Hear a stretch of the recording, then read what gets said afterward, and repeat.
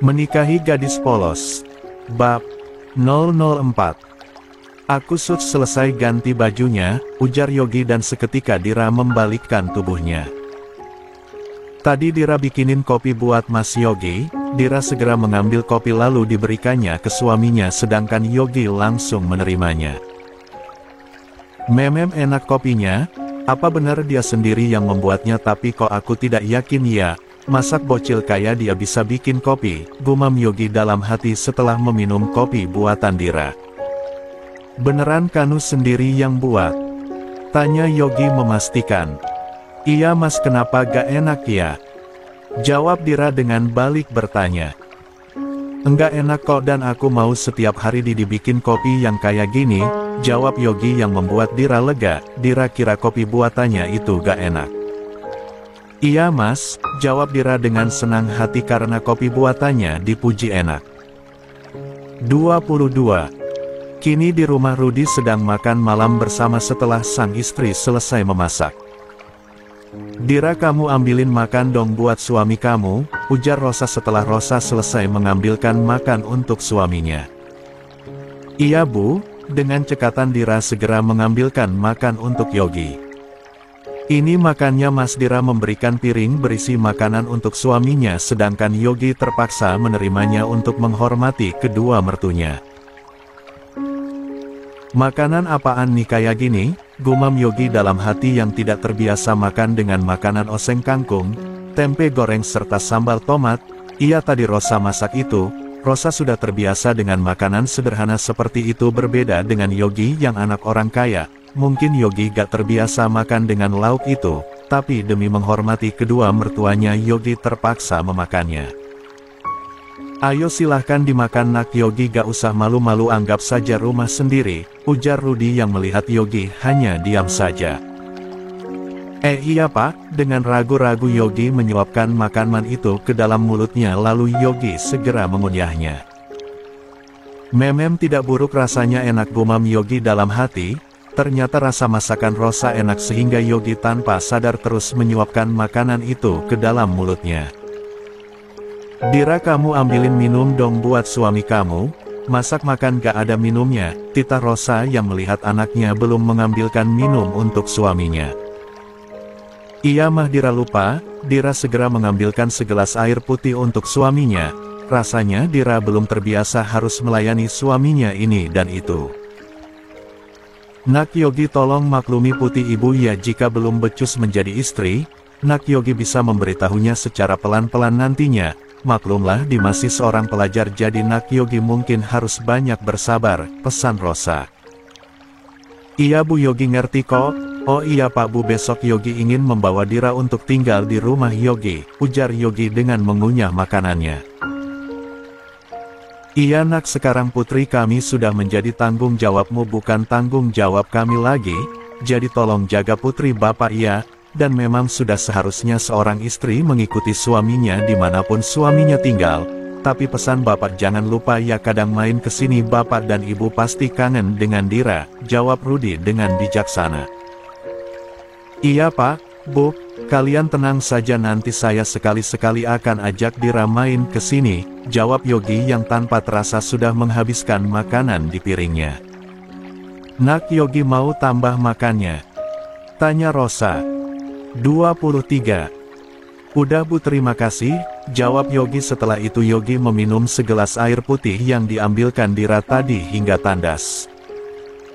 Setelah selesai makan malam, Dira membantu ibunya untuk membereskan meja makan sedangkan Yogi memilih kembali ke dalam kamar. Ingat pesan ibu ya Dira, jadilah istri yang baik dan patuh dengan suami dan nanti ketika kamu tinggal di rumah mertuamu anggaplah mereka seperti kedua orang tuamu sendiri. Tapi jika kamu disia-siakan, pintu rumah ibu selalu terbuka untukmu nak, ingat ibu selalu menyayangimu, ujar Rosa saat Dira mencuci piring kotor bekas makan tadi. Iya bu, Dira juga sayang sama ibu, pesan ibu akan selalu Dira ingat, jawab Dira dengan memeluk ibunya. Ibu pasti akan sangat merindukanmu nanti Naj, ujar ibunya. Dira juga Bu, balas Dira. Ya sudah sekarang kamu susul suami kamu Gi, jalani kewajibanmu sebagai istri, ujar Rosa dengan melepaskan pelukan anaknya sedangkan Dira hanya menganggukkan kepalanya. Apa iya malam ini aku harus memberikan haknya, tapi gimana aku belum siap, terus bagaimana nanti jika aku hamil sedangkan aku masih sekolah, gumam Dira dalam hati yang merasa takut sekaligus belum siap, karena ini adalah malam pertamanya sebagai pengantin baru. Dengan terpaksa Dira memasuki kamarnya karena Dira harus segera mengemasi barang-barangnya karena besok dia akan ikut tinggal dengan suaminya. Setelah memasuki kamar terlihat suaminya sedang duduk bersandar di atas ranjang, Yogi sedang bermain game. Yogi sudah sejak kemarin mengabaikan Naura yang statusnya sebagai pacarnya walaupun wanita itu terus menelpon dan mengirimnya pesan. Yogi lebih memilih bermain game online dan tidak membalas chat dari Naura, panggilan teleponnya pun diabaikan oleh Yogi. Dira mengambil tas besarnya untuk diisi barang-barangnya yang ingin dibawa besok ke rumah suaminya. Sedangkan Yogi langsung mematikan teleponnya karena Naura sudah mulai menelponnya terus-menerus sementara dirinya merasa tidak enak dengan Dira kalau harus mengangkat telepon dari kekasihnya. Mau bagaimanapun Yogi menghargai Dira sebagai istrinya. Yogi menaruh ponselnya di atas nakas lalu tiba-tiba Yogi tidak sengaja melihat Dira yang sedang mengemasi barang-barangnya. Kenapa gak pakai koper saja, ujar Yogi. Dira gak punya koper Mas jadi pakai tas saja gak papa, jawab Dira.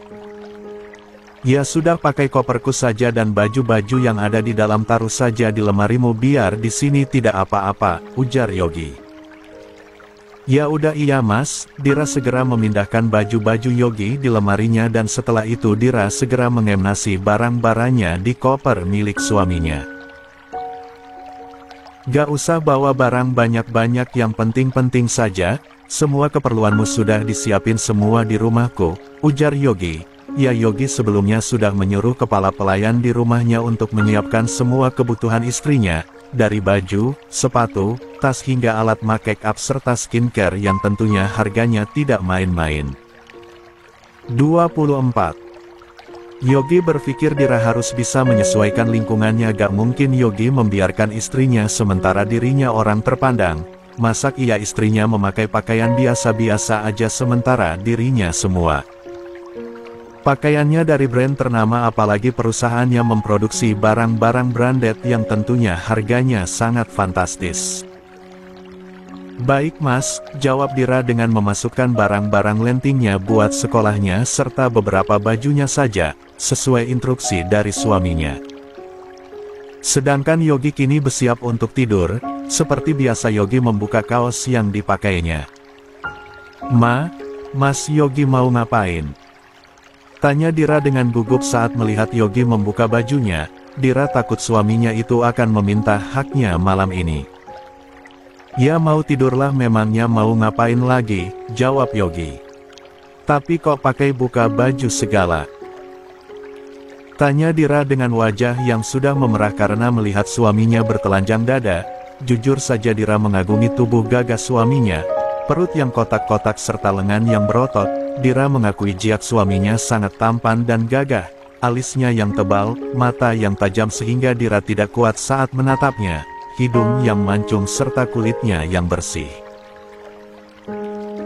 Memang sudah kebiasaanku kayak gini kalau tidur gak pakai baju, jawab Yogi dengan entengnya. Yogi langsung naik ke atas ranjang lalu menembaringkan tubuhnya sedangkan Dira masih berdiri mematung karena bingung. Dira merasa canggung masa iya dirinya harus tidur berdempetan dengan seorang laki-laki yang sialnya sudah sah menjadi suaminya, ditambah lagi suaminya gak pakai baju. Kamu ngapain masih berdiri di situ memangnya kamu gak mau tidur? Tanya Yogi yang melihat Dira masih berdiri mematung. Tidur di mana? Jawab Dira dengan balik bertanya. Dira bingung karena pernikahannya itu tanpa cinta. Dira merasa takut tidur di samping suaminya. Dira takut jika suaminya tidak berkenan. Ya tidur aja sana di lantai, jawab Yogi dengan asal. pasalnya Yogi kesal tidur ya di ranjang masak gitu aja mesti nanya begitu, pikir Yogi. Sedangkan Dira mengira perkataan suaminya itu beneran sehingga Dira mengambil tikar serta bantal bersiap untuk tidur di lantai, sementara Yogi yang melihatnya malah mengerutkan alisnya. Kamu mau ngapain? Tanya Yogi. Mau tidur di lantai tadi kan Mas Yogi menyuruhku tidur di lantai, jawab Dira sedangkan Yogi ingin tepuk jidat mendengar jawaban dari istri bocilnya. Aduh Dira, tidur ya di ranjang, ngapain tidur di lantai? Aku kayak suami yang kejam aja sama istrinya sehingga menyuruh istrinya tidur di lantai, ujar Yogi. Tapi tadi kan memang Mas Yogi yang menyuruhku tidur di lantai, balas Dira. Huf, kemarilah, titah Yogi dan Dira pun segera mendekat ke arah suaminya. Karena Yogi merasa Dira itu lelet jadi Yogi refleks menarik tangan Dira sehingga Dira jatuh di atas tubuhnya. Dira merasa sangat terkejut dengan apa yang Yogi lakukan. Ini baru pertama kalinya Dira berada seintim itu dengan seorang pria. 25. Jantung keduanya sama-sama berdetak lebih cepat sedangkan Yogi yang tidak sengaja melihat bibir merah merona milik Dira jadi sangat ingin mencumbunya.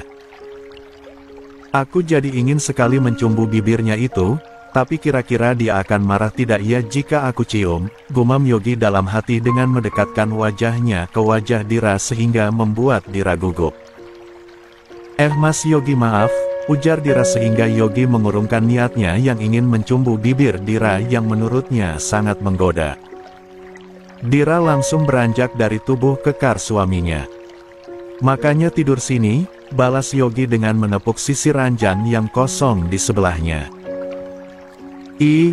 Iya mas, jawab Dira dengan gugup karena Dira tidak biasa satu kamar dengan seorang laki-laki apalagi harus tidur satu ranjang berdua. Dengan terpaksa Dira naik ke atas ranjang dan berbaring di sebelah Yogi, perasaan Dira sudah sangat berdebar-debar sekaligus takut jika tiba-tiba suaminya akan meminta haknya. Gak usah takut, aku gak akan apa-apain kamu malam ini, tapi aku tidak bisa jamin malam-malam selanjutnya, ujar Yogi yang sepertinya tahu dengan kekhawatiran Dira. Apa tadi katanya malam ini tidak tapi malam-malam selanjutnya tidak tahu? Berarti itu kode dong, jika cepat atau lambat Mas Yogi akan meminta haknya, gumam Dira dalam hati dengan memejamkan matanya. Melihat Dira yang sudah menutup matanya lantas Yogi juga ikut memejamkan matanya, Yogi memilih segera tidur karena Yogi takut hilaf karena malam ini untuk pertama kalinya Yogi tidur dengan seorang gadis cantik. 26. Pagi ini Kevin berangkat ke sekolah karena selain dirinya sudah sembuh Kevin juga ingin bertemu dengan seseorang yang disukainya secara diam-diam selama ini. Karena kemarin Kevin tidak bertemu dengannya karena wanita yang disukainya sekaligus teman sekelasnya itu kemarin tidak berangkat ke sekolah dan hari ini Kevin berharap teman yang dia sukainya itu akan masuk ke sekolah. Pagi mah, Pah, sapa Kevin dengan wajah bahagianya ketika sampai di meja makan. Pagi Vin, jawab Jordan. Pagi juga sayang, anak mama kayaknya lagi seneng banget nih. Tambah Reni yang melihat wajah ceria anak bungsunya. Iya dong mah Kevin, setiap hari juga selalu ceria mah, balas Kevin. Iya deh iya, ya udah Kevin mau makan pakai apa ini? Tanya Reni. Memem Kevin mau roti panggang pakai selai coklat mah, jawab Kevin sedangkan Reni langsung mengambilkan makanan untuk anaknya. Ini buat kamu sayang, ujar Reni dengan memberikan roti panggang dengan selai coklat yang diminta oleh Kevin. Kevin segera memakannya dengan lahap lalu setelah itu Kevin segera berangkat ke sekolah. Kevin sudah selesai mah, Kevin berangkat ke sekolah dulu ya, pamit Kevin dengan menyalami kedua orang tuanya. Iya Vin, kamu sekolah yang bener jangan pacaran mulu, ujar papahnya memperingatkan. Apa sih Pak Kevin mana punya pacar, balas Kevin yang memang kenyataannya gak punya pacar tapi Kevin punya gadis incaran. Kamu hati-hati ya sayang, peringat mamahnya. Siap mah. Setelah itu Kevin segera berangkat ke sekolah dengan diantar oleh supir. Setelah melewati jalanan yang cukup macet, akhirnya Kevin sampai di sekolah dengan tepat waktu. Sesampainya di dalam kelasnya, Kevin segera mengedarkan pandangannya untuk mencari seseorang, tapi Kevin tak menemukannya. Kok dia belum berangkat ya? Apa dia gak masuk sekolah lagi hari ini? Gumam Kevin dalam hati yang merasa kecewa. Malam melamun di depan pintu menghalangin orang mau masuk aja lo, celetuk Galang dengan tiba-tiba dari arah belakang yang mengagetkan Kevin. 27.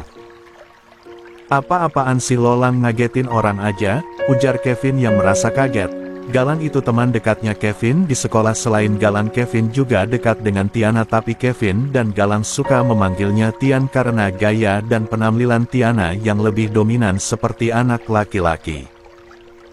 Makannya jangan melamun, balas Galang.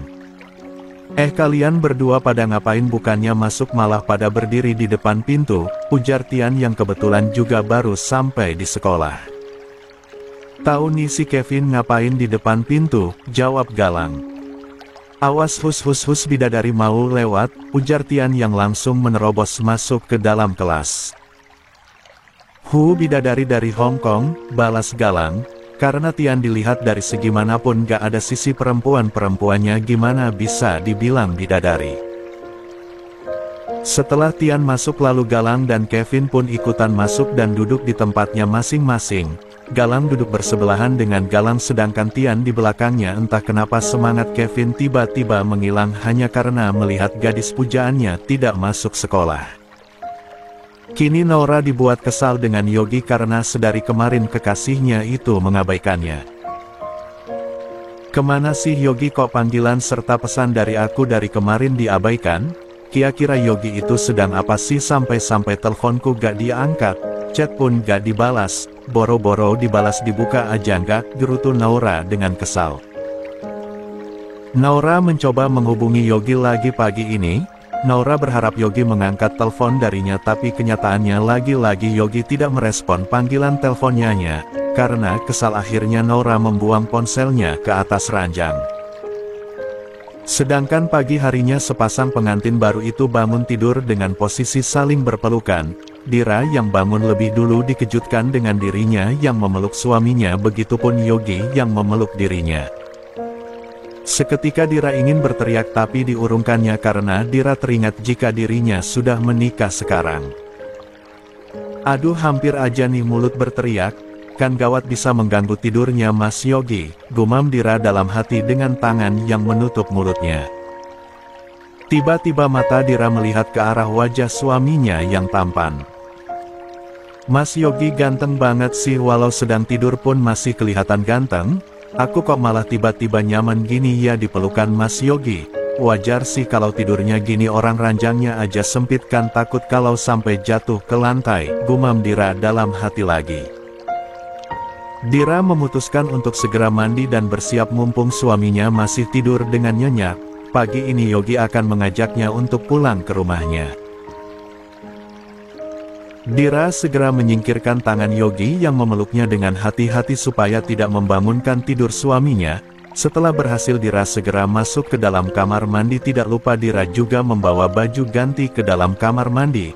Dira gak bisa kalau ganti baju gak di dalam kamar mandi, sedangkan di dalam kamarnya ada seorang laki-laki. Ya walaupun laki-laki itu adalah suaminya sendiri, tapi tetap aja Dira belum terbiasa. Padahal 28. Sebelumnya Dira mana pernah membawa baju ganti ke dalam kamar mandi. Setelah Dira masuk ke dalam kamar mandi, ponsel Yogi yang berada di atas nakas berbunyi pertanda ada telepon masuk, sedangkan Yogi yang merasa terusik terbangun dari tidur nyenyaknya. Duh, siapa sih pagi-pagi gini sudah telepon orang? Berisik banget, gerutu Yogi dengan mengambil ponselnya yang berada di atas nakas. Setelah Yogi melihatnya, ternyata yang menelponnya adalah Naura. Yogi jadi bingung mau mengangkatnya atau tidak. Naura lagi yang telepon, gimana aku angkat gak ya? Gumam Yogi yang bertanya-tanya dalam hati. Lalu seketika Yogi teringat dengan Dira yang sudah tidak ada di kamar dan sedetik kemudian Yogi tahu jika Dira sedang mandi karena Yogi mendengar suara gemercik air dari dalam kamar mandi. Ah, lebih baik gak usah diangkat dulu lah, lagian pusing akunya dan bingung juga mau ngomong apa, apalagi kalau ada Dira kan gak enak. Akhirnya Yogi memilih tidak mengangkat telepon dari Naura. Yogi menaruh ponselnya kembali di atas nakas dan tidak lupa Yogi mengubah ponselnya dalam mode diam supaya tidak berisik. Gak lama Dira sudah keluar dari kamar mandi dengan pakaian yang sudah lengkap. Dira menggosok rambut basahnya dengan handuk. Pemandangan itu tidak luput dari perhatian Yogi. Walaupun begitu Yogi tetap saja terpana melibat Dira. Menurut Yogi Dira terlihat semakin seksi dengan rambut basahnya, dan tanpa permisi pedang pusakanya langsung berdiri.